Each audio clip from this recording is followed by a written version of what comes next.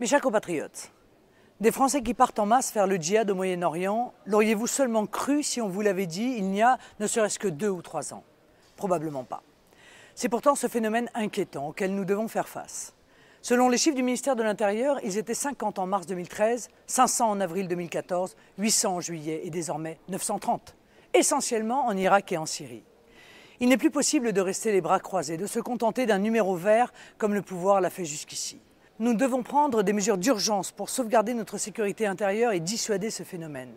Comme nous avons le devoir de changer radicalement de politique sur le long terme en différents domaines. Car ceux qui partent reviennent, en soldats aguerris, prêts à mettre en œuvre sur notre territoire les actes barbares et les assassinats, base de leur entraînement au djihad. Très vite d'abord, il y a des mesures concrètes à prendre. D'abord et avant tout, retrouver le contrôle de nos frontières. Appliquer la déchéance de nationalité pour les binationaux partis faire le djihad ou combattre dans une armée étrangère. Rétablir l'autorisation parentale de quitter le territoire pour les mineurs. Mettre en œuvre l'interdiction du territoire français pour ceux déjà partis et mettre en œuvre un net durcissement des peines prononcées par la justice.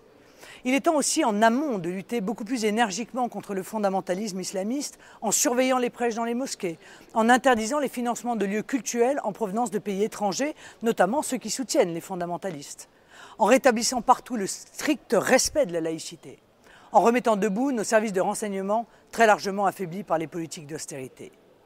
Le projet de loi antiterroriste actuellement en discussion est à cet égard très insuffisant. Il n'apporte aucune réponse crédible. Pire, il semble être le cache-sexe d'un inacceptable recul de nos libertés sur Internet en profitant du prétexte de la lutte contre le terrorisme pour généraliser l'interdiction administrative des sites Internet.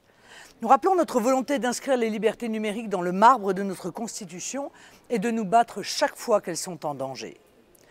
Plus en profondeur, la France doit changer radicalement de politique pour éviter le cocktail explosif du djihadisme et toutes les autres menaces qui lui sont liées. D'abord, cessons avec la dislocation communautariste de notre pays. Les gouvernements successifs UMP et PS ont abandonné le modèle républicain d'assimilation, exigeant, c'est vrai, mais ô combien performant, au bénéfice du communautarisme. Nous en payons aujourd'hui très cher le prix. À force de raisonner en communauté et de dévaloriser la nation, on a précipité le morcellement de notre pays. À force de refuser de combattre très fermement toutes les dérives fondamentalistes, on a jeté la suspicion sur l'ensemble des Français musulmans et renforcé la désunion nationale. À force de céder sur la laïcité, on a laissé les clés de la France à des instances dites représentatives, bien souvent vecteurs des intérêts de puissances étrangères. Nous disons, ça suffit.